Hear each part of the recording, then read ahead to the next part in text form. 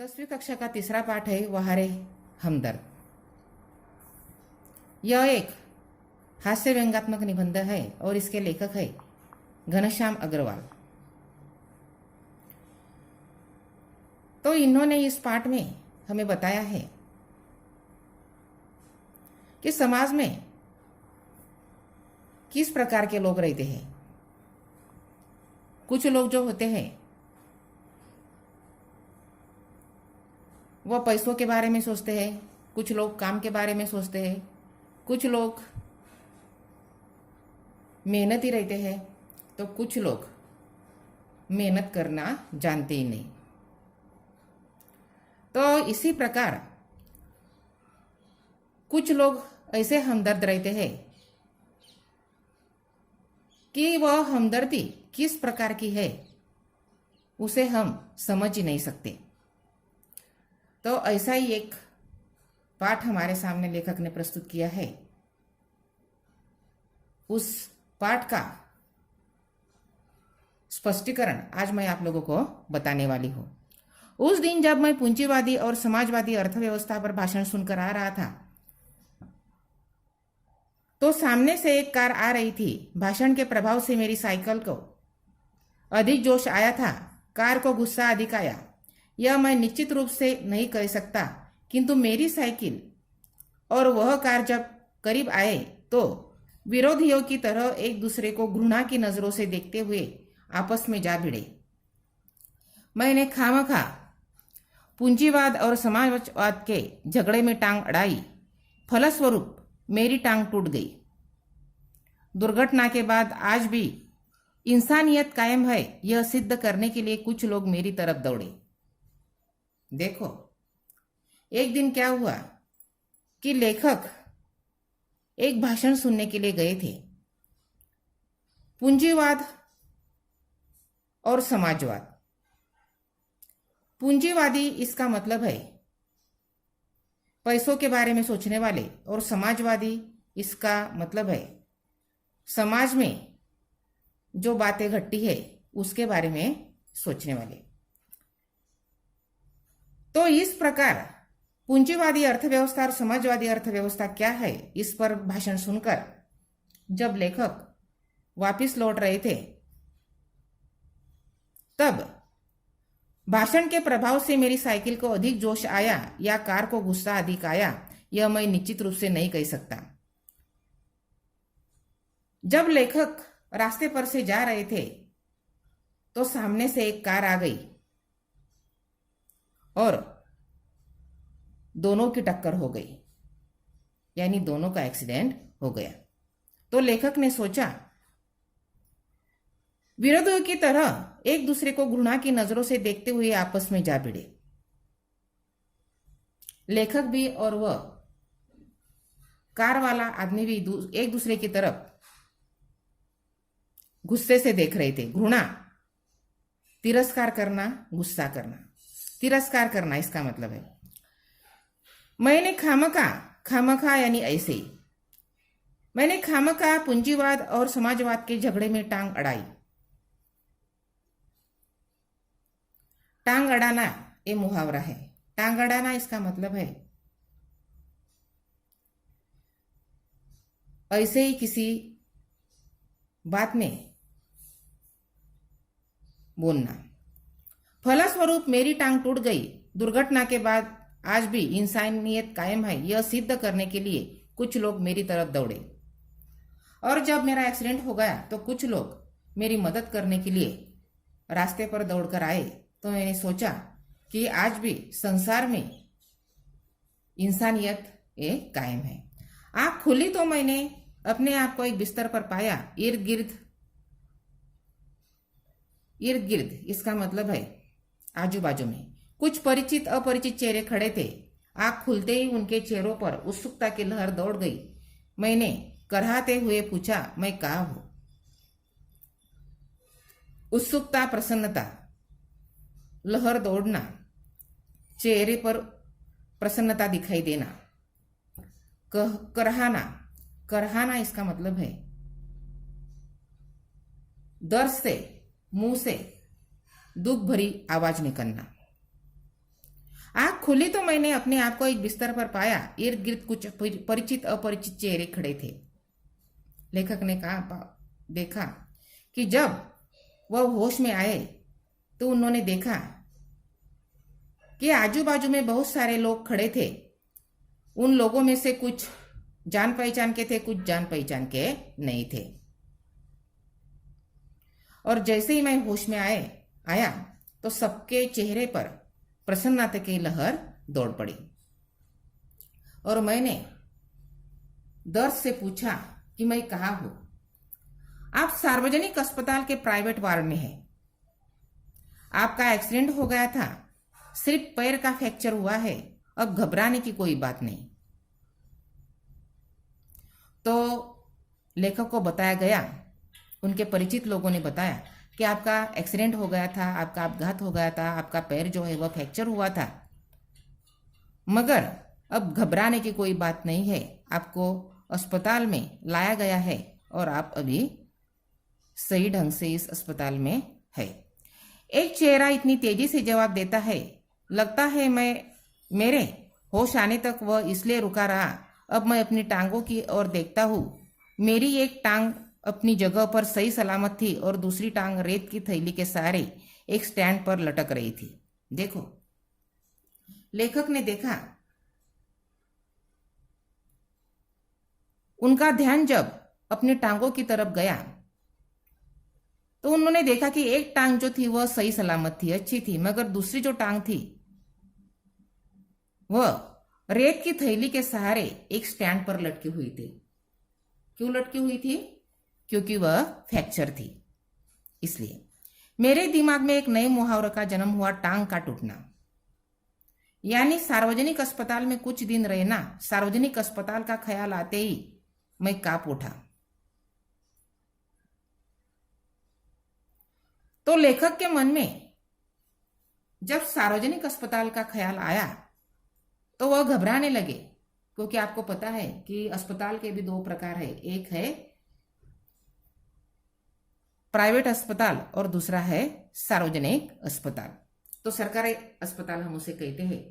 तो प्राइवेट अस्पताल में पैसे ज्यादा लगते हैं, इसलिए हमारी खातिरदारी ज्यादा की जाती है, मगर सरकारी अस्पताल में पैसे कम लगते हैं, मगर डॉक्टर चाहिए उतना ध्यान हमारी तरफ देते नहीं है। तो सार्वजनिक अस्पताल का नाम सुनते ही लेखक का मन कांप उठा, वह घबरा गए। कांप उठना इसका मतलब क्या है? घबराना। ख्याल यानी विचार हम उसे कहते हैं। अस्पताल वैसे ही एक खतरनाक शब्द होता है, फिर यदि उसके साथ सार्वजनिक शब्द चिपका तो समझो आत्मा से परमात्मा के मिलन होने का समय आ गया। देखो, पहले ही अस्पताल यह शब्द एक खतरनाक शब्द माना जाता है, और जिस वक्त इस अस्पताल के पहले सार्वजनिक शब्द चिपकाया जाता है तो आत्मा से परमात्मा का मिलन अवश्य होता है, क्योंकि हमारा मृत्यु का समय आ गया, ऐसा हमें सोचना ही पड़ता है। ऐसे हमारे देश में हमारे सरकारी अस्पताल रहते हैं। अब मुझे यूं लगा कि मेरी टांग टूटना मात्र एक घटना है और सार्वजनिक अस्पताल में भर्ती होना एक दुर्घटना है। अब लेखक सोचने लगे कि मेरा एक्सीडेंट हो गया, ये एक घटना थी, मगर मुझे एक्सीडेंट होने के बाद मुझे एक सार्वजनिक अस्पताल में भर्ती करवा दिया, ये एक दुर्घटना है। टांग से ज्यादा फिक्र मुझे उन लोगों की हुई जो हमदर्दी जताने मुझसे मिलने आएंगे। अब एक टेंशन था लेखक के सामने कि उनका एक्सीडेंट हो गया था। अब दूसरा टेंशन क्या था कि जो लोग मुझे मिलने के लिए आएंगे, हमदर्दी बांटने के लिए आएंगे, हमदर्दी जताने के लिए आएंगे, तो वह किस प्रकार के होंगे, वह किस प्रकार के हमदर्दी मेरे साथ दिखाएंगे। यह विचार, यह फिक्र, यह चिंता मुझे होने लगी। फिक्र यानी क्या? चिंता। ये मिलने जुलने वाले कई बार इतने अधिक आते हैं और कभी कभी इतना परेशान करते हैं कि मरीज का आराम हराम हो जाता है।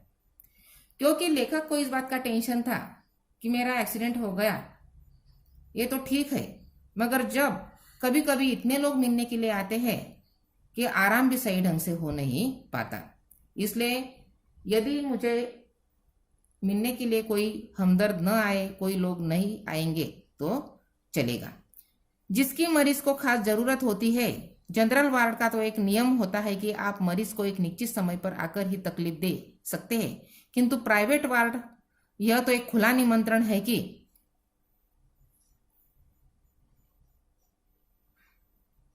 हे मेरे परिचितों, रिश्तेदारों, मित्रों, आओ जब जी चाहे आओ। देखो, लेखक को एक एक बात की चिंता सताई जा रही थी। तो लेखक के मन में विचार आया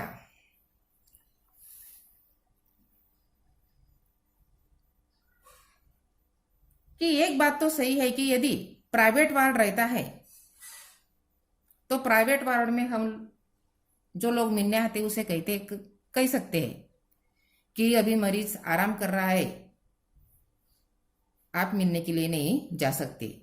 मगर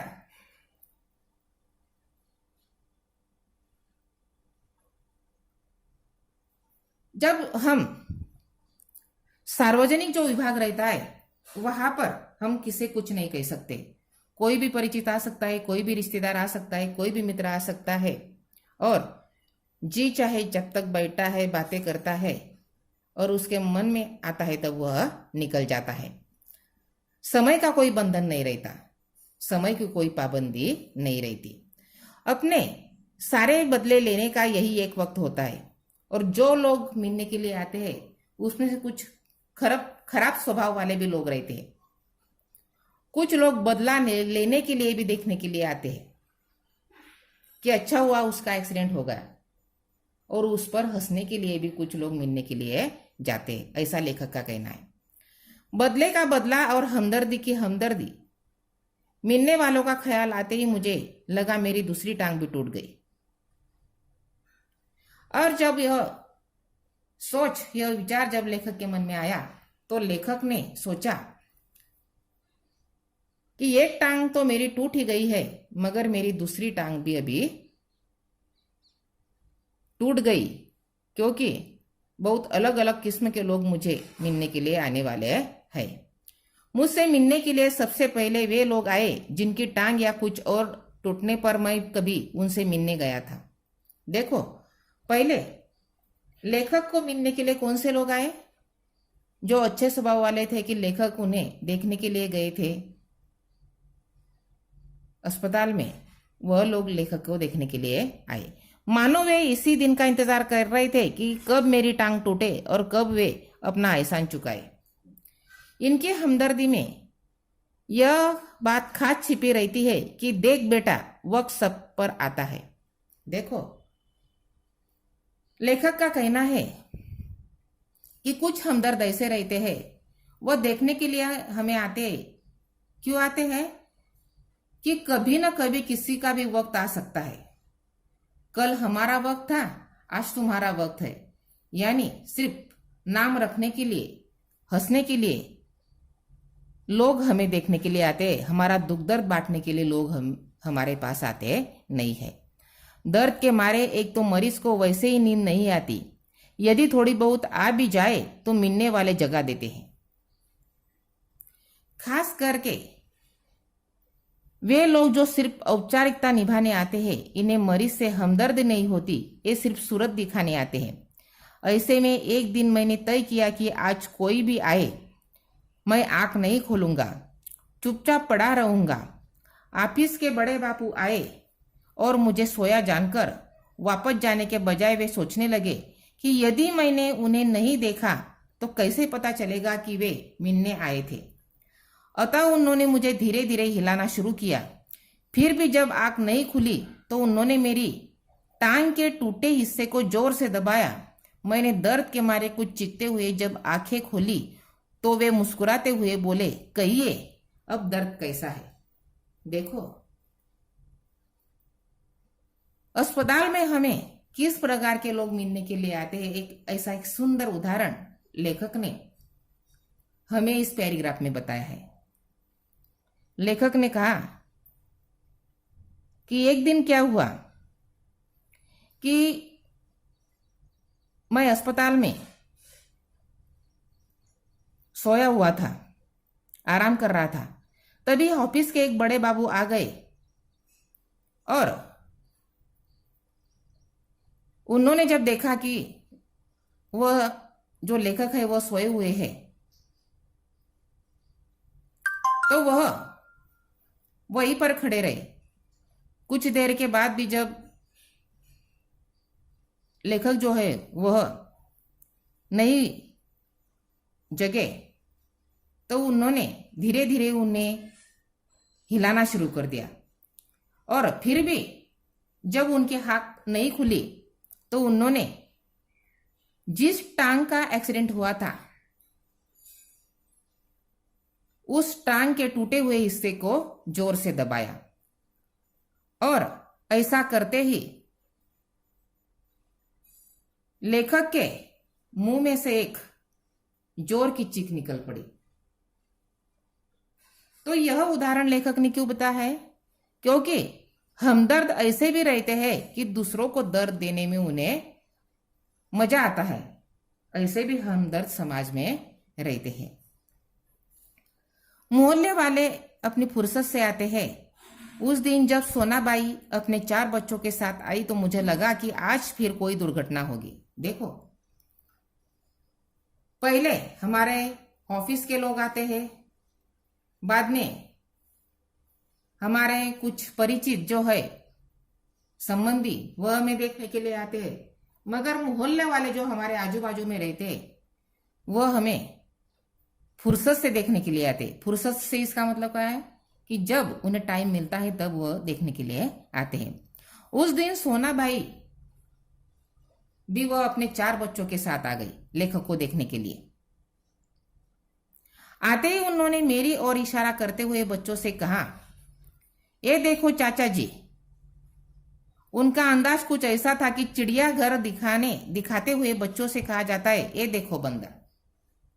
जब सोनाबाई अस्पताल में देखने के लिए आ गई तो उन्होंने अपने 4 बच्चों से कहा, लेखक की तरफ उंगली दर्शाते हुए, कि ये देखो अपने चाचा जी। और वह इस प्रकार बच्चों को चाचा जी को दिखा रही थी कि चिड़ियाघर में जैसे लोग बंदर को दिखाते हैं उसी प्रकार वह चाचा जी को दिखा रही थी। यानी उन पर हंस रही थी, बच्चे भी हंस रहे थे और सोनाबाई भी हंस रही थी। यानी ऐसे भी हमदर्द रहते हैं कि उन पर रोया जाए या हंसा जाए या अपने आप को कोसा जाए, ऐसी स्थिति हमारी रहती है। ऐसे भी हमदर्द समाज में रहते हैं। बच्चे खेलने लगे, एक कुर्सी पर चढ़ा तो दूसरा मेज पर। सोनाबाई की 4 जो बच्चे थे वह शोरगुल में शोर मचाने लगे अस्पताल में। एक बच्चा जो था वह अस्पताल में खेलने लगा, दूसरा बच्चा कुर्सी या मेज पर चढ़ने लगा। सोनाबाई की छोटी लड़की दवा की शीशी लेकर कथकली डांस करने लगी। देखो, रप रप की आवाज ने मेरा ध्यान बटाया।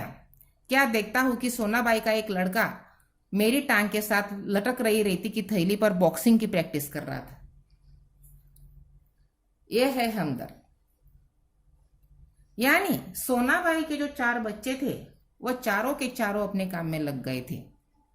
एक बच्चा अस्पताल में खेलने लग गया, दूसरा बच्चा कुर्सी मेज के साथ खेलने लगा, तीसरी जो लड़की थी उसने दवा की शीशी ले ली और वह शीशी लेकर वह डांस करने लगी, और चौथा जो बच्चा था वह महान था। उसने क्या किया कि जो मेरी टांग पर रेती की थैली वह लटक रही थी उसके साथ वह बॉक्सिंग की प्रैक्टिस करने लगा। इतना महान कार्य वह मेरे रेती की थैली के साथ कर रहा था। मैं इसके पहले कि उसे मना करता, सोनाबाई की लड़की ने दवा की शीशी पटक दी। सोनाबाई ने एक पल लड़की को घूरना यानी गुस्से से देखना, घूरना इसका मतलब है गुस्से से देखना। फिर हंसते हुए बोली, भैया पेड़े खिलाओ, दवा गिरना शुभ होता है। देखो, समाज में ऐसे लोग रहते हैं कि हमारा नुकसान करने के बावजूद भी उनके चेहरे पर कोई दर्द की शिकंज, कोई नुकसान की शिकंज उनके चेहरे पर दिखाई देती नहीं है। इसी प्रकार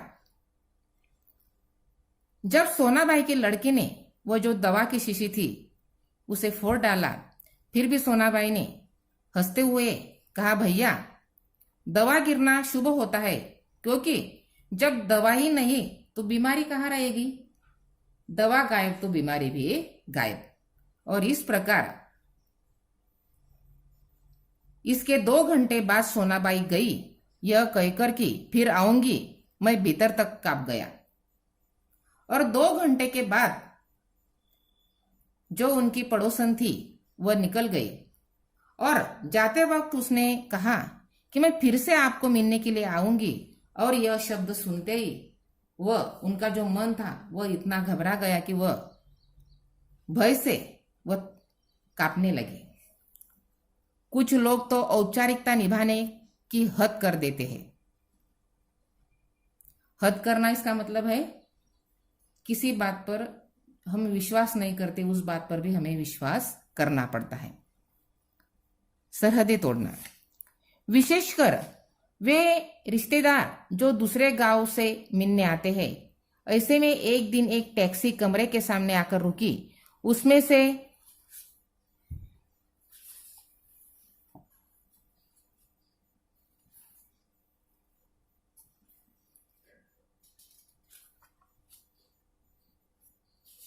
कुछ लोग तो औपचारिकता निभाने की हद कर देते हैं, विशेषकर वे रिश्तेदार जो दूसरे गांव से मिलने आते हैं। ऐसे में एक दिन एक टैक्सी कमरे के सामने आकर रुकी। उसमें से निकलकर एक आदमी आते ही मेरी छाती पर सिर रखकर औंधा पड़ रोने लगा।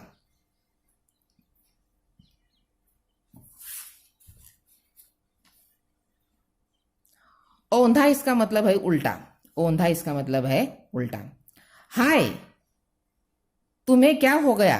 कार वालों का सत्यानाश हो। मैंने दिल में कहा कि मुझे जो हुआ सो हुआ, पर तू क्यों रोता है? तुझे क्या हुआ? वह थोड़ी देर में छाती में मुंह गड़ाए रोता रहा। फिर रोना कुछ कम हुआ। उसने मेरी छाती से गर्दन हटाई और जब मुझसे आंख मिलाई, आंख मिलाना इसका मतलब है देखना, तो एकदम चुप हो गया। फिर धीरे से हंसते हुए बोला, माफ करना, मैं गलत कमरे में आ गया था। आजकल लोग ठीक से बात बताते भी तो नहीं। गुप्ता जी का कमरा शायद बगल में है। हे। अच्छा भाई, माफ करना, कहकर वह चला गया। अब वही रोने की आवाज मुझे पड़ोस के कमरे से सुनाई पड़ी। मुझे उस आदमी से अधिक गुस्सा अपनी पत्नी पर आया, क्योंकि इस प्रकार रोता देख पत्नी ने उसे मेरा रिश्तेदार या करीबी मित्र समझकर टैक्सी वाले को पैसे दे दिए थे। देखो, लेखक एक एक हमदर्द का उदाहरण हमें बता रहे हैं। ऐसे 2-3 उदाहरण मैंने आप लोगों को बताए। अभी ये एक तीसरा उदाहरण है। तो यहां पर लेखक ने बताया है कि एक आदमी रोते हुए मेरे कमरे में प्रवेश करता है और आते ही जैसे ही प्रवेश करता है, मेरे छाती पर सिर रखकर उल्टा वो जोर जोर से रोने लगता है। औंधा पड़ना इसका मतलब क्या है? उल्टा पड़ना। और वह रोता है कि तुम्हारा एक्सीडेंट कैसे हो गया? उस कार वालों का सत्यानाश होना चाहिए, ऐसा होना चाहिए, वैसा होना चाहिए। और जब उसने रोते रोते रोना खत्म होने के बाद जब उसने अपना मुंह ऊपर उठाया और लेखक के चेहरे की तरफ देखा, तो उसका रोना बंद हो गया और उसने कहा कि मुझे माफ करना, मुझे आपसे नहीं मिलना है, मुझे गुप्ता जी से मिलना है। गुप्ता जी का कमरा कहाँ है? मुझे माफ कर दो। और ऐसा कहकर वह चला जाता है। और वही आवाज, फिर से रोने की आवाज बगल वाले कमरे में से लेखक को सुनने को मिलती है। और बाद में जब लेखक को पता चलता है कि उनकी पत्नी ने टैक्सी के पैसे दिए हैं, तो वह और भी गुस्सा हो जाते, क्योंकि उनकी पत्नी सोचती है कि यह आदमी इतना रो रहा है छाती पर गर्दन रख के, तो यह इनका कोई करीबी रिश्तेदार होगा या कोई करीबी मित्र होगा, इसलिए वह इतना मन से रो रहा है, इसलिए उसके पास छुट्टे नहीं थे, इसलिए लेखक के पत्नी ने उसे छुट्टे दे दी। हमदर्दी जताने वालों में वे लोग जरूर आएंगे जिनकी हम सूरत भी नहीं देखना चाहते। हमारे शहर में एक कवि है श्री लपकानंद। उनकी बेतुकी कविताओं से, बेतुकी इसका मतलब है जिसका कोई अर्थ नहीं रहता, जो सुनने लायक नहीं रहती, उसे कहते हैं बेतुकी। उनकी बेतुकी कविताओं से सारा शहर परेशान है। मैं अक्सर उन्हें दूर से देखता ही भाग खड़ा होता हूं। जानता हूं जब भी मिलेंगे 10-20 कविताएं पिलाए बिना नहीं छोड़ेंगे। कविताएं पिलाना, कविताएं सुनाना। एक दिन बगल में झोला दबाए आ पहुंचे। आते ही कहने लगे, मैं तो पिछले 4-5 दिनों से कवि सम्मेलन में अति व्यस्त था। सच कहता हूं, कसम से मैं आपके बारे में ही सोचता रहा। रात भर मुझे नींद नहीं आई और हाँ, रात को इसी संदर्भ में यह कविता बनाई। यह झोले में से डायरी निकाली और वह लगे सुनाने। देखो, अब हमदर्दी जताने वालों में से एक हमदर्द लेखक को मिलने के लिए आ गया था। उसका नाम था कवि लपकानंद।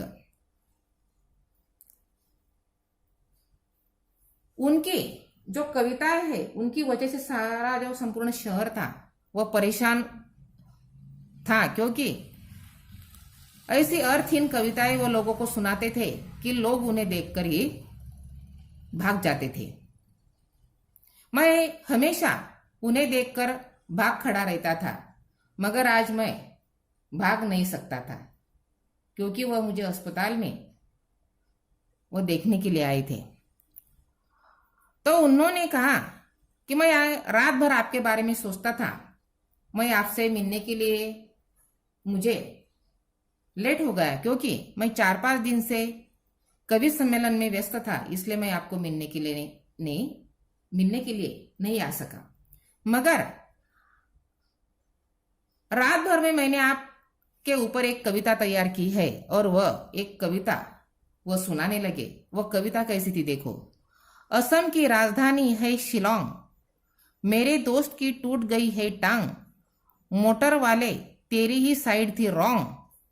कविता सुनकर वे मुझे ऐसे देख रहे थे मानो उनकी एक आंख पूछ रही हो, कहो कविता कैसी रही, और दूसरी आंख पूछ रही हो, बोल बेटा अब भी मुझसे भागेगा।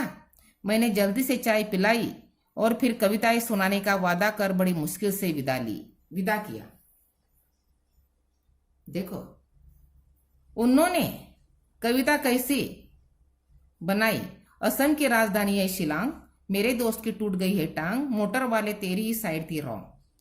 और कविता सुनते सुनते लेखक जब उनकी तरफ देख रहा था तो लेखक को ऐसा दिखाई दिया कि लपकानंद की एक आंख बोल रही थी कि कविता कैसी है, और दूसरी आंख जो थी वो पूछ रही थी, एक आंख पूछ रही थी कविता कैसी है, और दूसरी आंख पूछ रही थी कि हमेशा मुझे देखकर भागता था, अब कैसा भागेगा, तुझे तो मेरी कविता सुननी ही पड़ेगी। ऐसी दोनों आंखें उन्हें सवाल पूछ रही थी। और लेखक ने मैं आपकी कविता बाद में सुनूंगा ऐसा कहकर उन्हें जाने के लिए बोल दिया। अब मैं रोज ईश्वर से प्रार्थना करता हूं कि हे ईश्वर, अगर तुझे मेरी दूसरी टांग भी तोड़नी हो तो जरूर तोड़, मगर कृपा कर उस जगह तोड़ना जहां मेरा कोई भी परिचित न हो, क्योंकि बड़े बेदर्द होते हैं ये हमदर्द जताने वाले, क्योंकि बड़े बेदर्द होते हैं हमदर्दी जताने वाले।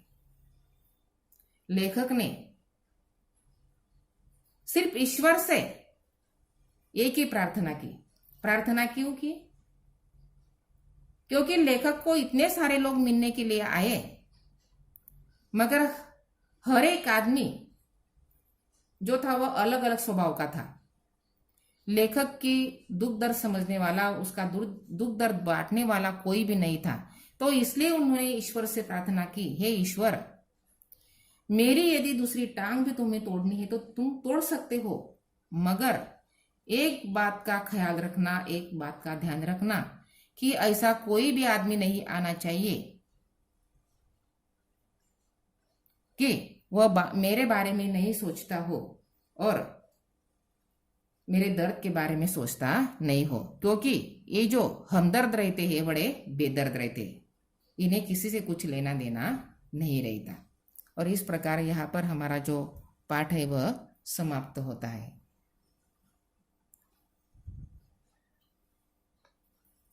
इस पाठ का जो स्वाध्याय है वो आप लोगों को सुलझाना है। जो प्रश्न है वो आपको पहले समझने हैं और बाद में उसे अपने क्लास वर्क में लिखना है।